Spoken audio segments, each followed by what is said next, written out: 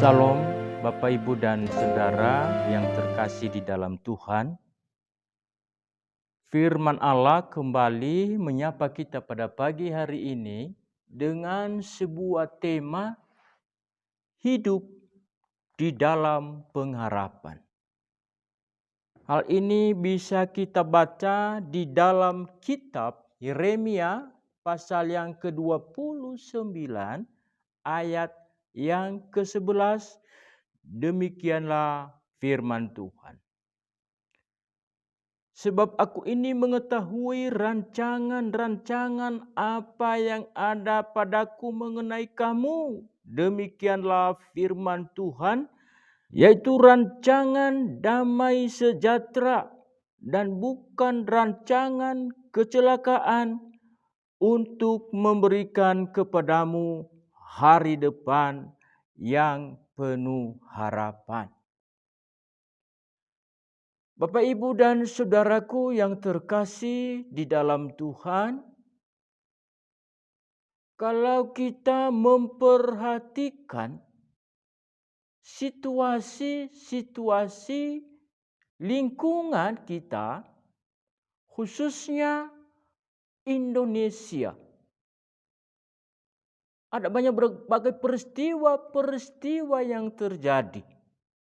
Pesawat jatuh, tanah longsor, banjir, gunung Merapi meletus. Orang percaya maupun orang yang belum percaya mengalami ketakutan, kekhawatiran, dan juga bisa-bisa hilang harapan. Makanya firman Allah hadir dan menyapa kita semua pada pagi hari ini, bahwa setiap orang percaya harus hidup di dalam pengharapan. Pertanyaan kepada setiap kita, kenapa kita harus hidup di dalam pengharapan?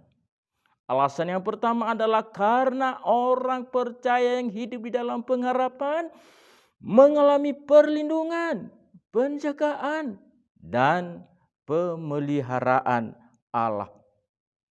Hal ini kita bisa baca di dalam Keluaran pasal yang ke-8, ayat yang ke-22 dan ayat yang ke-23.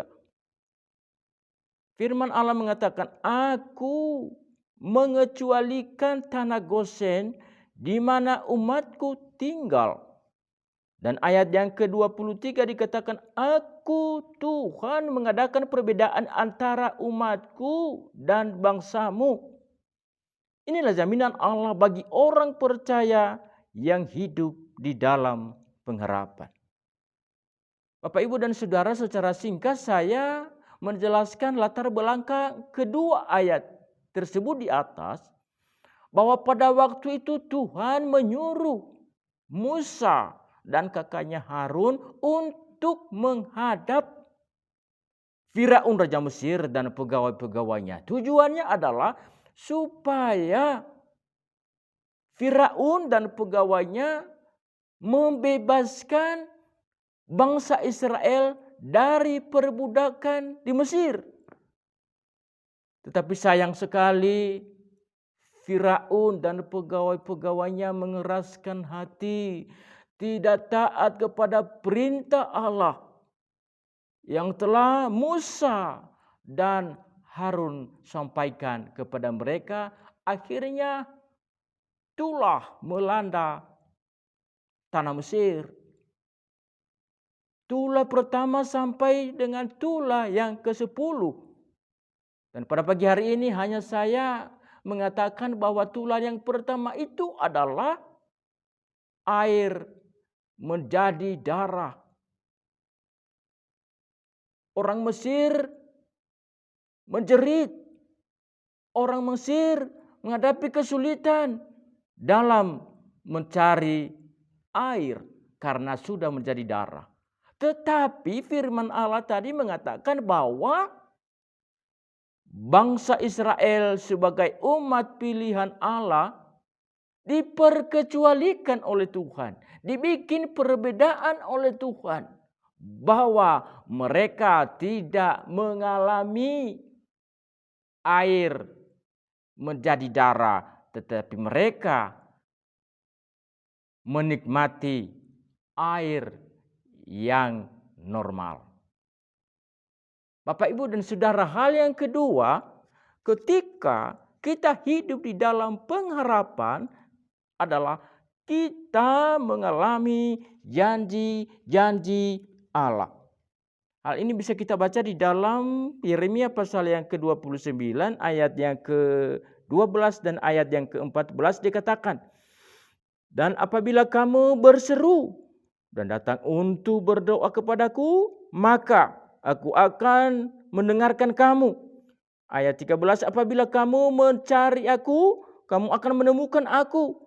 Apabila kamu menanyakan aku dengan segenap hati, aku akan memberi kamu menemukan aku. Demikianlah firman Tuhan." Mari kita berdoa. Dengan penuh ucapan syukur dan terima kasih kami ucapkan kepada Tuhan, pada pagi hari ini Engkau menyapa kami kembali, bahwa ketika kami hanya menggantungkan harapan kami kepada Tuhan, maka sukacita, damai sejahtera itu yang mengiringi langkah kami hari lepas hari. Terima kasih Tuhan, dalam nama Yesus kami berdoa, haleluya, amin. Harapan yang pasti ku temukan di dalam Yesus, kekuatan di hati hanya di dalam nama Yesus. Tak pernah kau kecewakan saat ku berseru memanggil namamu, Yesus. Tak pernah ku disia-siakan saat ku datang padamu, Yesus.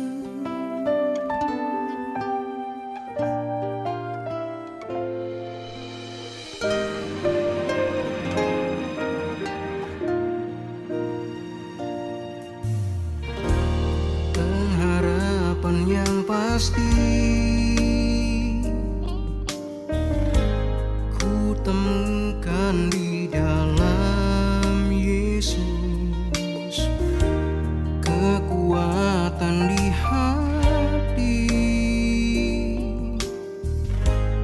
hanya di dalam nama Yesus. Tak pernah kau kecewakan saat ku berseru memanggil namamu, Yesus.